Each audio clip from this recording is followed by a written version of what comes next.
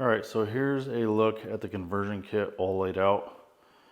You can see you've got the grills, got a bumper support piece, some hardware,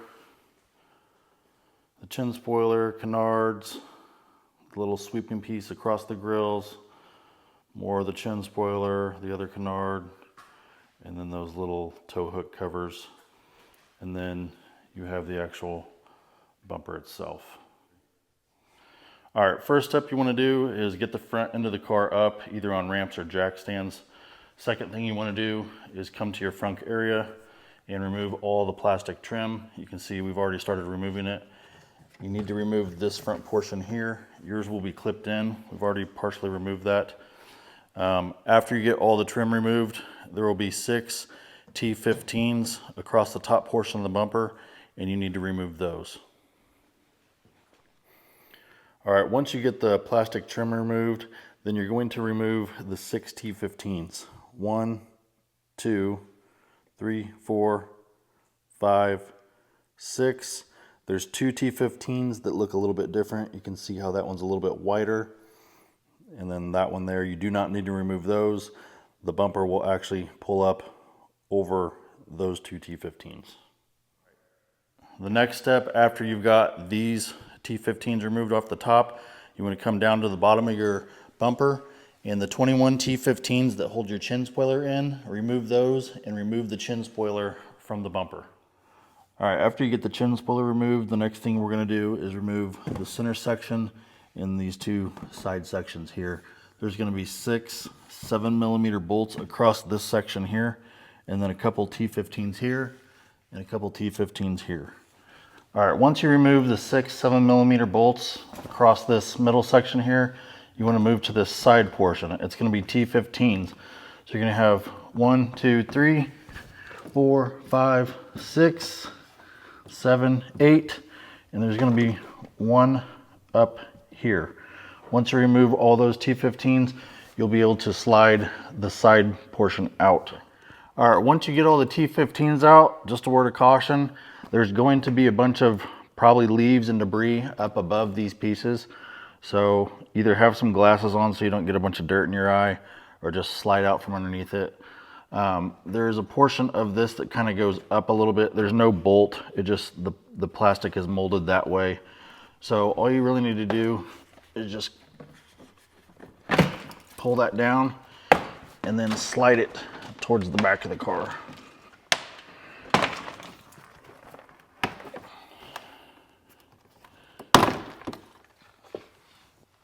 That's how you remove the side portion.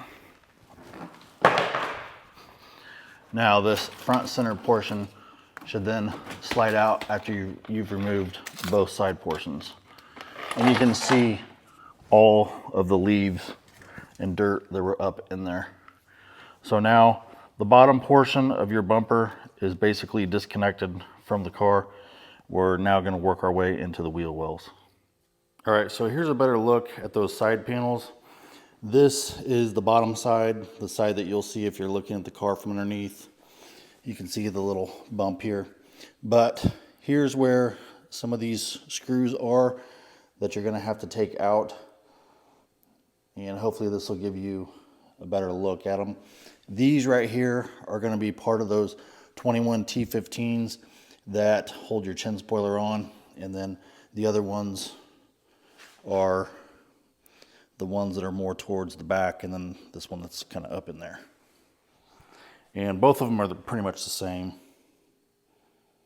But that's just a better look at some of the screws that you're going to have to remove from these underneath side panels. All right, the next thing you want to do is remove your wheel. It doesn't matter what side you start with, but get the wheel removed. You're going to remove these T15s along the inside of the bumper, and there's going to be a couple more up in here. I'm just going to remove the T15s on the front portion of this inner fender so I can pull it back enough to get access to 3 7mm screws that hold the bumper to the fender. All right, so I'm going to remove these T15s along here, the T15 here, one above this air duct, and then one directly below this air duct, and hopefully that will give me enough flexibility with this inner fender so I can access the stuff that I need to access up here. All right, once you get the T15s out of the wheel liner, just kind of reach up, peel it back. That will expose an electrical connection. You need to push that red portion to the left, and then to the left of that red portion, you can see there's a button in the center. Just push that and then pull that section of the connector off, and that will release it from the connector portion on the right. That is actually held in by a plastic push pin to that metal chunk or frame piece, whatever that is right there. Just kind of pull that electrical connection out of there, and then that will release the electrical connection from the actual car. All right, so there's the electrical connection. If you look up just a little bit to the right, you can see these 3 lower bolts on the right. Those are 7mm. This first one right here needs to come completely out of the car. Those next 2, if you loosen those a little bit, it will make releasing the bumper from the car a lot easier. That top one is a little bit challenging to get to, but it can be done. All right, so I wanted to give you guys a better look at these 3 screws that hold the bumper to the fender with the bumper off the car. Once you remove the T15s holding the inner fender to the bumper, and then you can kind of peel it back, this first screw right here needs to be completely removed from the car.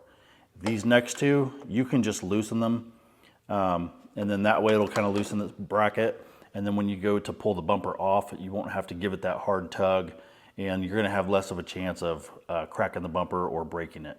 So that's what I advise. Completely remove this, loosen these 2. There is only one hole in the bumper that this screw goes through. These 2 screws do not go through the bumper. They're only into this bracket and then into the fender. On the driver's side, if you have front bumper sensors or a camera, you're going to have 2 harnesses that you're going to have to release. At this point, when you've got all the screws released from the inside here on both sides and the wiring harnesses detached, you're now ready to separate the bumper from the car. Okay, so you're going to come to the front. You're going to push down on the fender. Remember, the fender is still bolted down to the car. You're going to push down on the fender and kind of take your fingers underneath the front bumper and just give it a slight pull up like that. That will release it from the clips. The sides here are already loose, so you can kind of peel it back just a little bit. If you have a second set of hands, that's great. Come to your other side, kind of peel it back, and then at this point we'll be ready to pull the bumper off.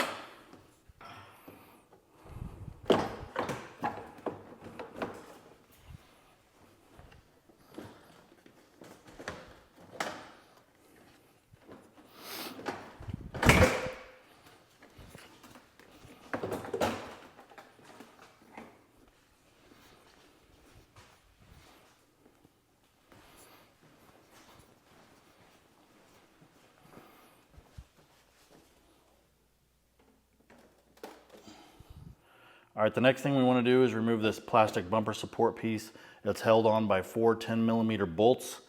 Before you remove that, there's a clip in the center on the bottom that needs to be disconnected as well.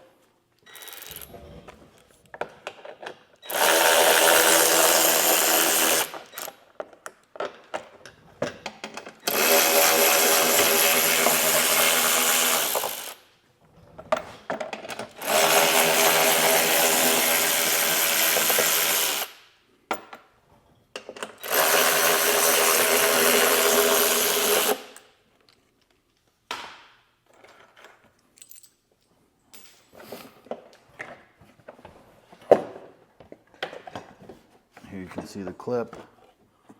Slide the red part out and then depress the back portion, maybe. And this piece is off. All right, so here's a look at the sensor that's on the bottom side of that bumper support piece. You can see it's just held on by those little plastic push pins. All you need to do is pop those out, the sensor will come off, and then you can install it on the new bumper support piece. So the new piece is going to go on the same way, and it already has the holes pre-drilled. I'm assuming that's like a air temperature sensor, but those holes right there. So just put this back on the same way that one came off.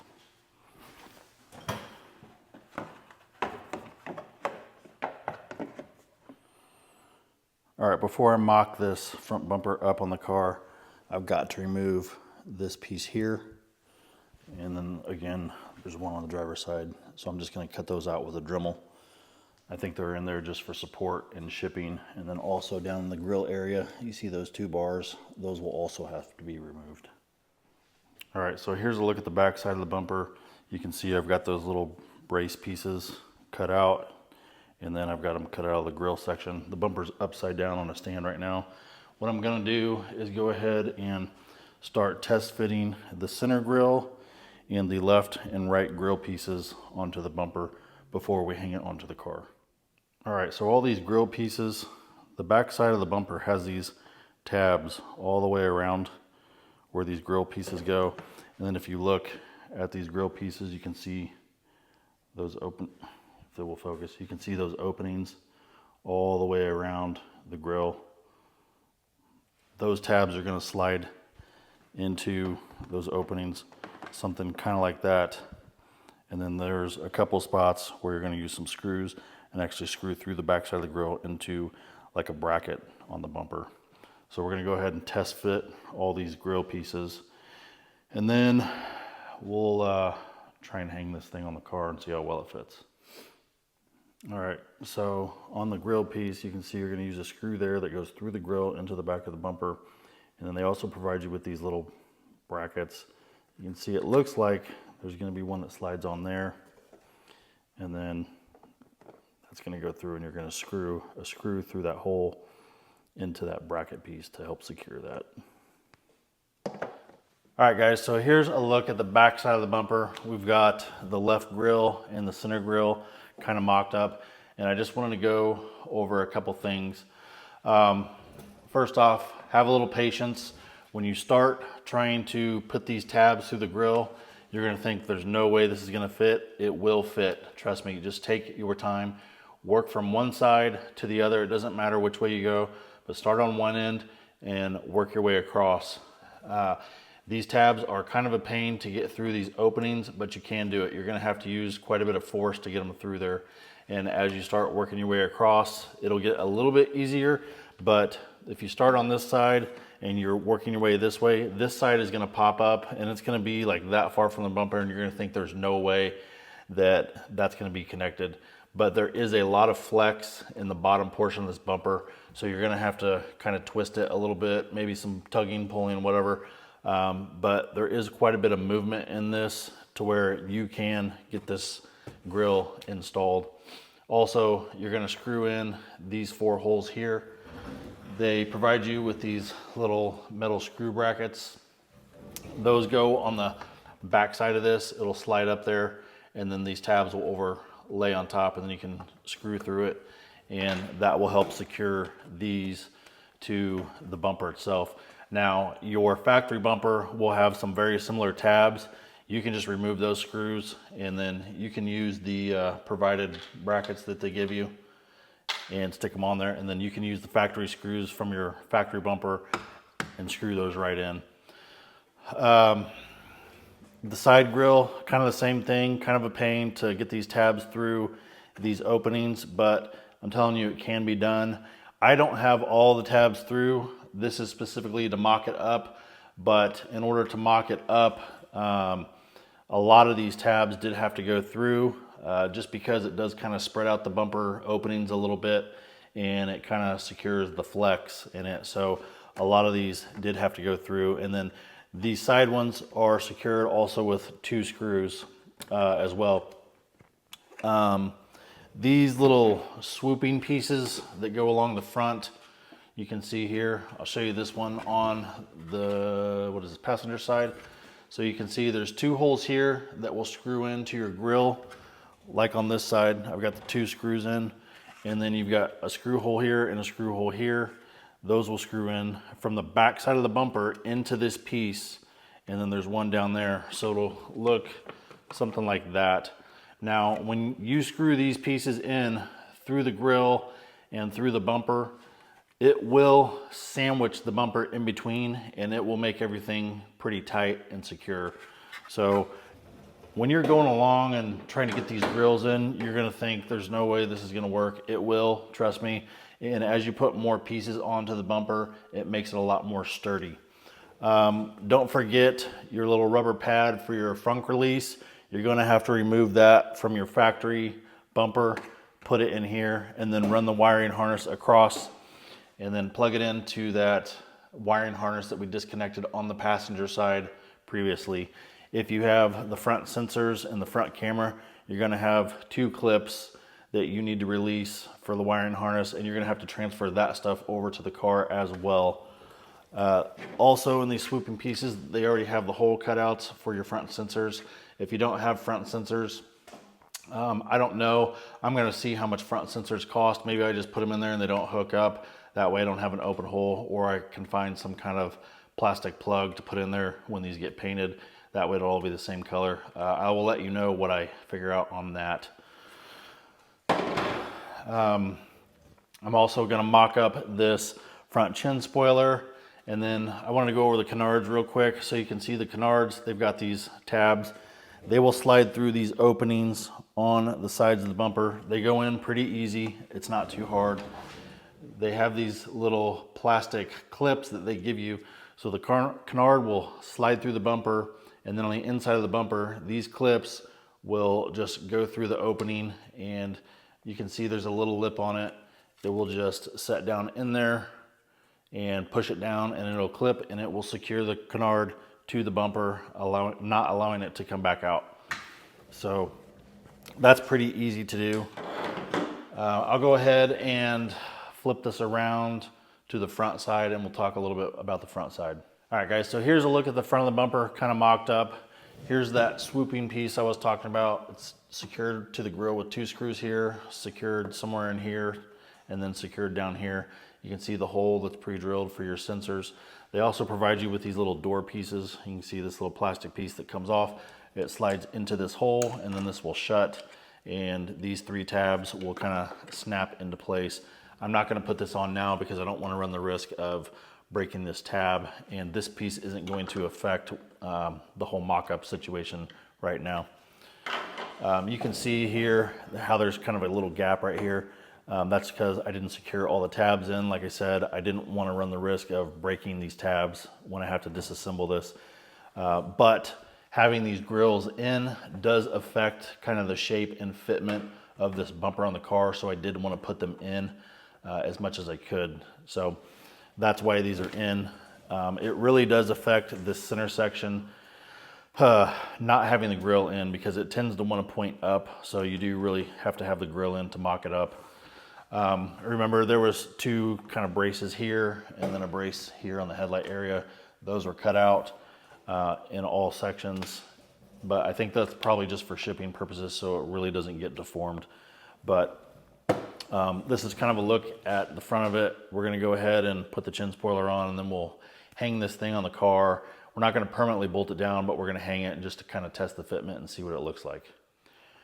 All right, guys, so here's a look at the back of the factory bumper, and there's a couple things I want to go over with you. You can see that wiring harness that runs across the top there. Okay, so it's going to start here at your little rubber frunk release pad, and you can see the blue wire kind of coming off of it. You're going to need to remove that, and then all these little push-in clips all the way across, just remove those, because this is going to have to be transferred over all the way to this wiring harness piece that we disconnected earlier. Now, it does tee off right here, and it comes down here, and you can see there's a little sensor that's pushed into that little bracket piece. The passenger side grill on the new bumper has a spot for that. It's that hole right there, and you can see it. That is specific to the passenger side, so do not forget to add that. These are the screws I was talking about earlier on the conversion bumper. You can probably just remove these from your factory bumper and then use these in those spots on the conversion bumper. So that's it on the back side of the bumper. Those are the most important things I wanted to go over, just to make sure that you don't forget those. All right, we've got the bumper mocked up and together. I'm just gonna try and hang it on the car and just check fitment. So we'll kind of see what happens here. I wouldn't hang it with the bottom air dam pieces on there, but I'm going to because it's kind of helping hold this thing together while it's mocked up.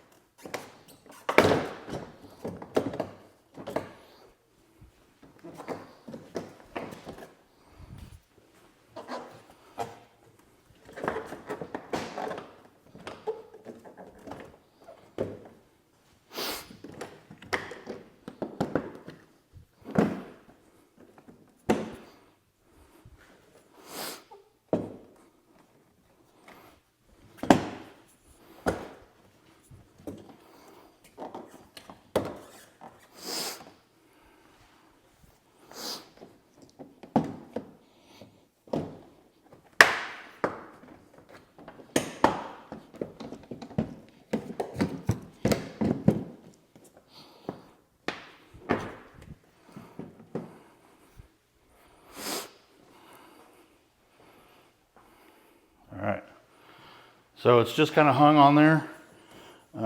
Again, it's not bolted, and I'll kind of walk you around just to see what the gaps look like.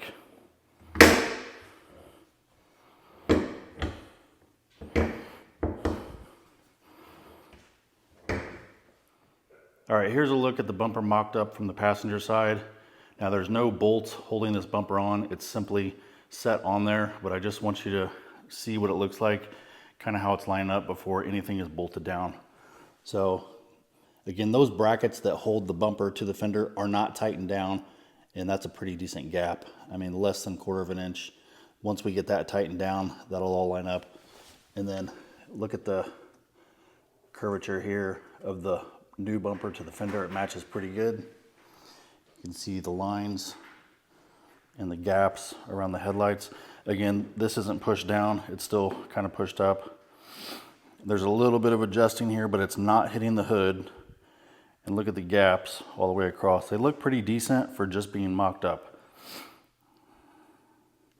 This one can go over just a little bit.